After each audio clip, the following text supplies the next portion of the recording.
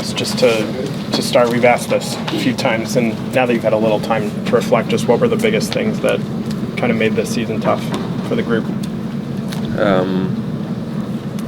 I think I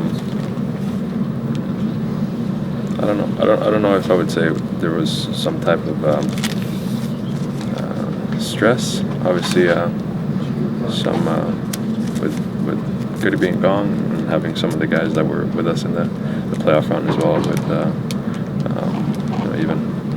even though you don't always expect it, but guys like Bergie and Rosie, and then obviously the whole thing with Troops started. I think it was a lot of talk about that too. But then at the end of the day, we don't get up to the level of play that we should with this team. And then obviously there's a bit of a turnover mid-season as well. A lot of moving parts and moving pieces. And if you look at the months, I saw this in the stat pack. We're 3-10 in December, so we kind of kill ourselves there, really. And then we're chasing. We get out of that month 500. You never know, but it's easy to kind of look back and be like, oh, if we won that game, we would have been in, or if they would have lost that game, or whatever. So it's overall, I just think we didn't get up to the level of play that we can and we've showed, but. There was a lot of I would say noise around our team this year. And, I'm not saying that it is the cause of it, but that's definitely it wasn't the calmness I felt like we had the year before.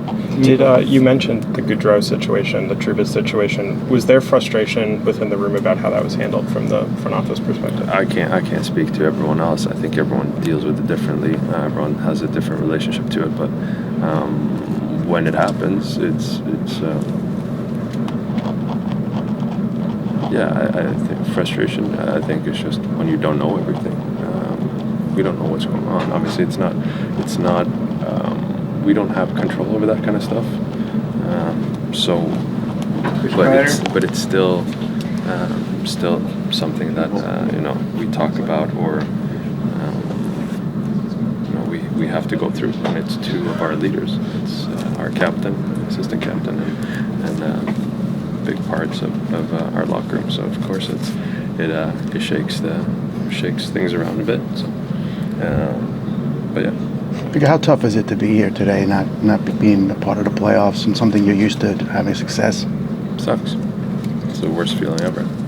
As much as I don't mind talking to you guys, I don't like this kind of exit meeting. I don't like this interview being right now. So, that's not good. Mika, this is another coaching change here, and the core changed a little bit for this group over the course of the season, but a lot of guys are still here. It was 2 years with Turk, now 2 years with Peter, and first year was good, second wasn't as good. First year was good, second was worse than the second year with Turk.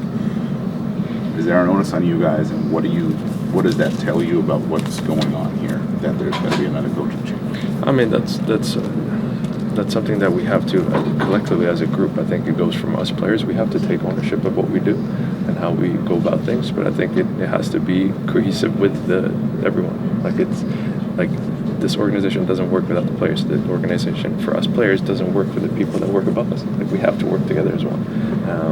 And we have to look at it, and we have to talk about it, and we have to be, I heard a lot about open and honesty and communication. We have to communicate about things. Why is that? But at the same time, I think, like you said, the second year with Turk is, we make the playoffs, we have a 100-point season, regular season, but I still feel like it was, I don't know if do we think too highly of ourselves after one good year, or the good year that we have with being, conference final, and the same thing the next year. I don't know. Do we come into those seasons, we want to look at it in a way where the expectations on the first season with Turk is not much from anyone. Same thing last year. Even when winning the President's Trophy, we're not the favorite to win.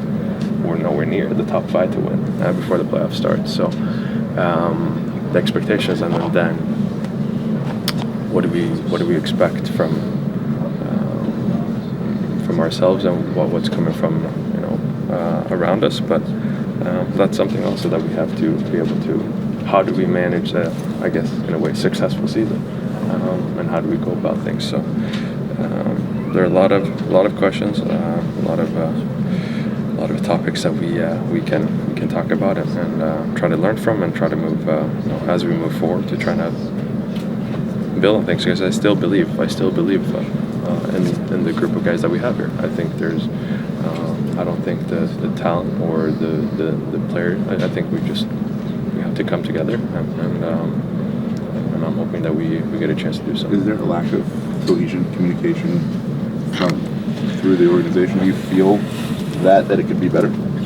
I don't think you're ever satisfied with anything. If you're satisfied, then I think you stop growing. And I'm just basically why I said that is, I mean, the communication is what Drew said in his press conference the other day. So I think there could be better communication from our like us players too. And I think it's just it's all about. Like, everyone wants the same thing. Like, I'm not standing here. I don't think anyone's going to be standing here in front of you guys or from Drew or anyone. Just like, it's not about blaming people. It's not about. If we start blaming each other, we're not going anywhere. But we have to be able to realize what our areas of growth could be, because everyone wants the same thing. Like, everyone wants to be here in June and talk to you guys and have a smile on their face, and you guys ask us how it was on the parade and how it was to win and what it means. Like, that's all we want.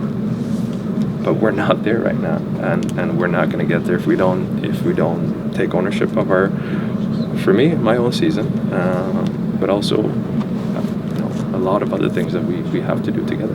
Mika, how do you evaluate your season? Like, I mean, numbers-wise, you could split it in half, and the first half doesn't look as good as the second, but I know it's an oversimplification, so I'm just curious for your thoughts. No, I think that the first couple of months, obviously, is up until December, up into January. I don't think it's very good. I'm not happy with the season as a full. I feel like mentally what I've went through the first few months was probably the toughest I've ever been through in my career, in a different way. But second half of the season, numbers wise and whatnot, I think it was better. But I think obviously with Millsy coming in and building back some chemistry with him and get to play with him was good. But no, I know this wasn't a season that I wanted, and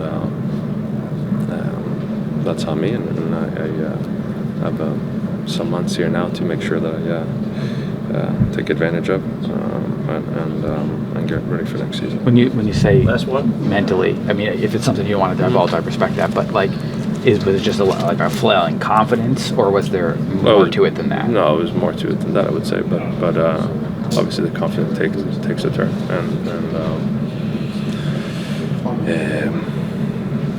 I think you could if you followed me, if you see how I play, I think you could tell when I play what makes me good and how I play when I'm good, when I play for you, when I play that way. But I didn't feel like I did that the first 3 months, the first 45, 50 games, whatever it was. I didn't not fully, but it came in spurts. Some games here, some games, but it was.